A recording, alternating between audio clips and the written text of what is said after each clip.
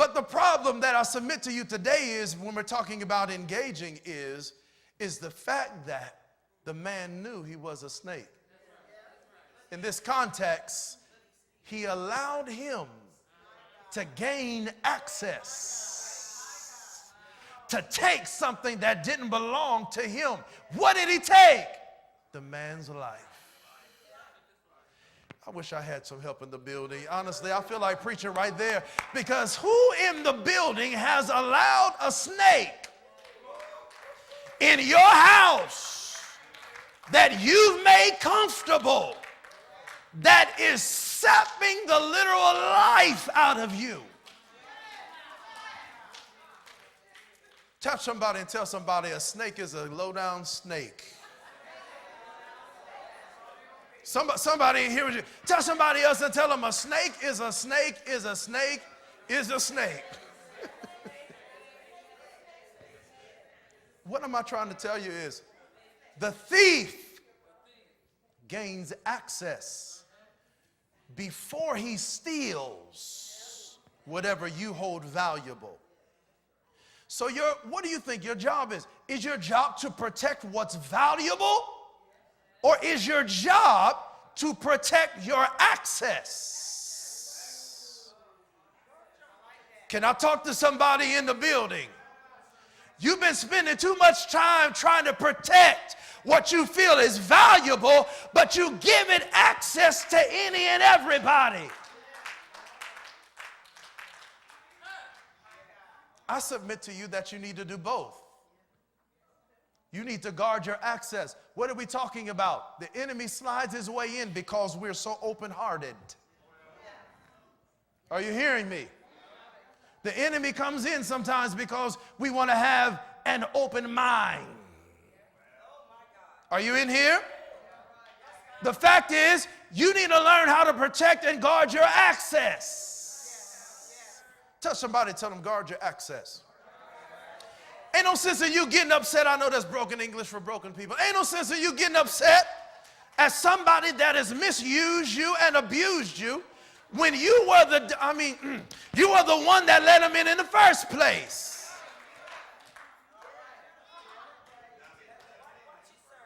Are you in the building? And now you crying in a place.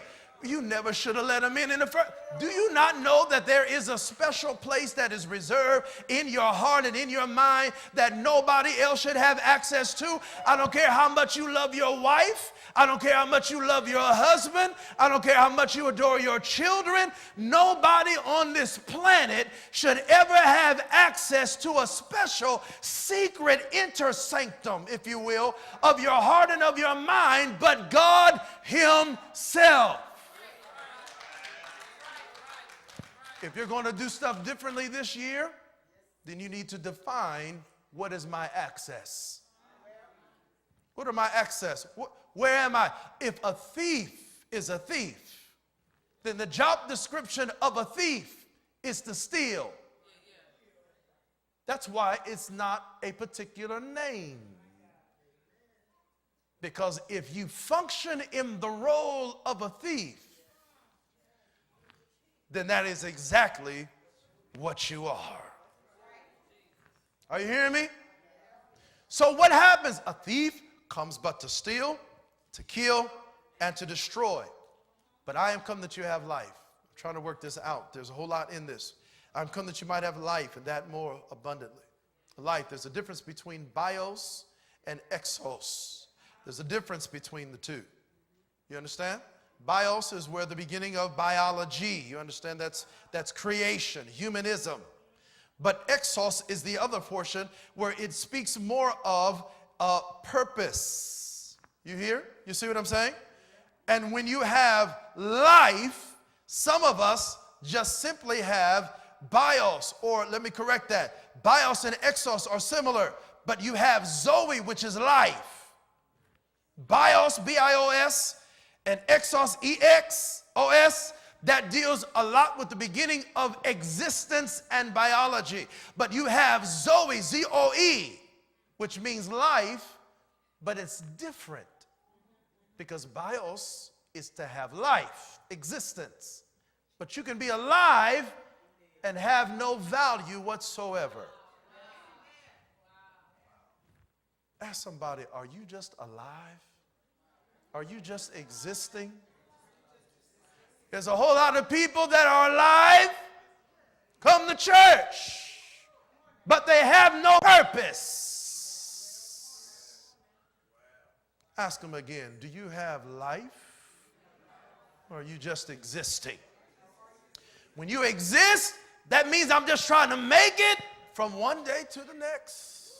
I don't have any particular goal. I don't have any particular aspect or agenda. I don't have anything. I wake up one morning, and as the day presents itself is how I deal with it. If that's how you live, then you have no purpose. Isn't that a strong saying? Because for people who have purpose, I'm going to make sure my day is productive. I want to help some people go from being in bios to Zoe.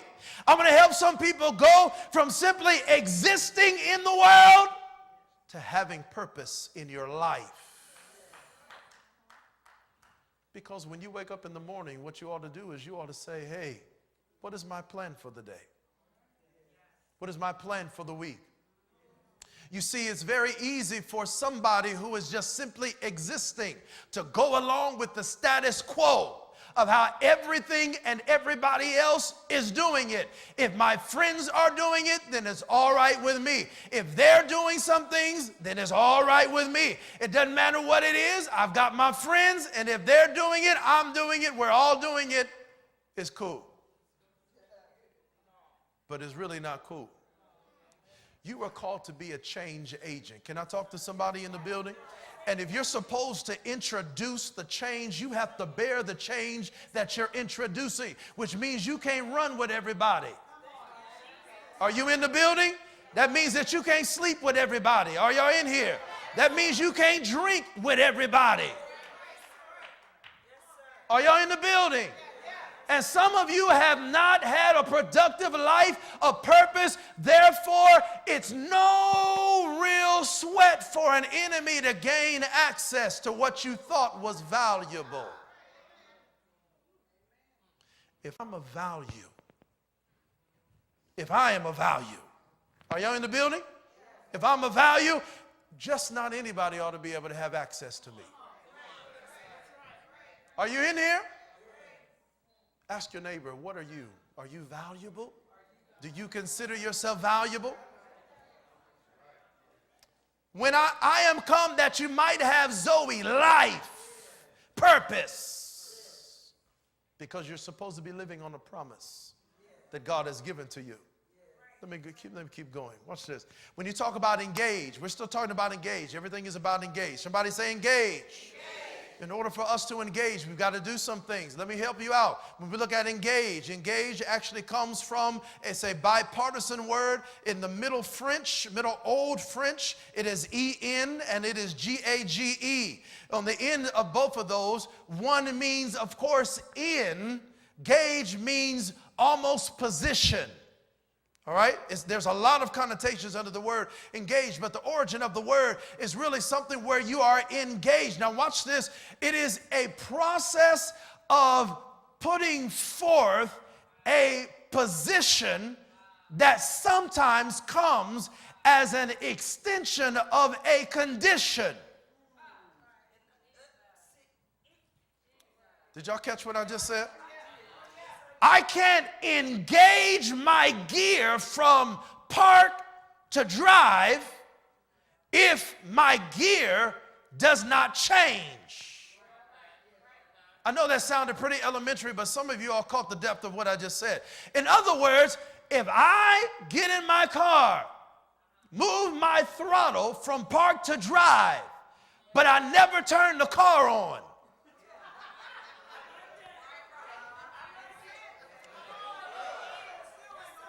It's a whole lot of people that's in gear. They paid attention to their mirror. The side mirrors are going. They got everything in place, the back and the seat, and they put it in park with their foot on brake, moving back to drive, and they're acting like they're going somewhere.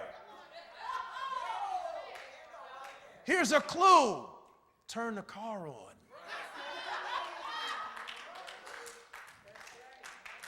I can't move forward if the engine is not on. So then what is the condition? The condition is I want to go forward. I want to move, whether it's reverse or back. But the condition is I'm trying to go somewhere. That's what engaged me. That means that by the condition, I need to move or fix my position. Please catch what I'm trying to tell you. I'm building this up. Are you with me? That's a working definition. You can look it up later and read more about it. Dictionary.com, very easy place to go. But let me tell you, in order for you to move forward, some of us in our positions have to be influenced by our conditions.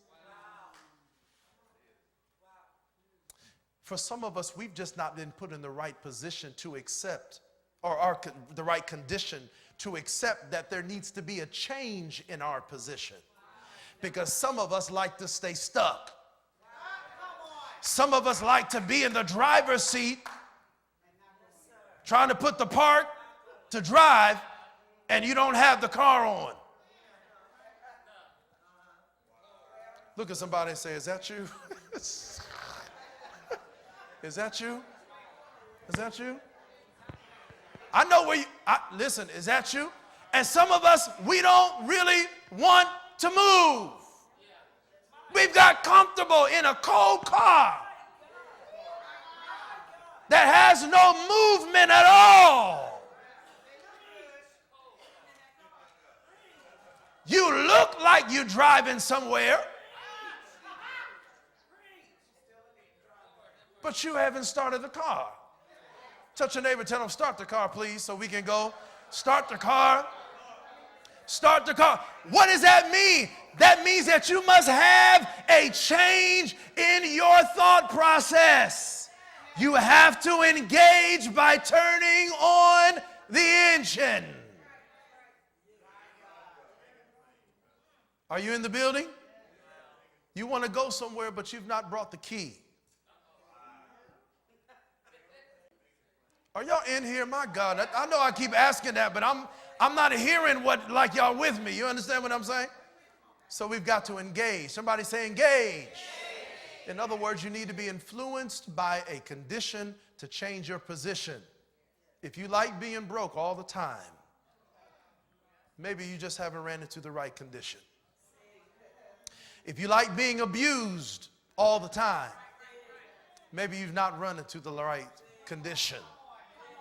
But at some point or another, a condition should influence the possibility of a change in position.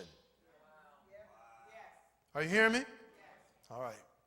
Next slide. Engage in your life. Watch this. 3 areas I want to touch on. If we're going to engage in life, we're already talking about 2 Timothy chapter 1, verse number 9. And King James says, if we're going to engage in life, Zoe, that means who has saved us and called us with a holy calling, not according to our works, but according to his own purpose and grace, which was given us in Christ Jesus before the world began. We just talked about life.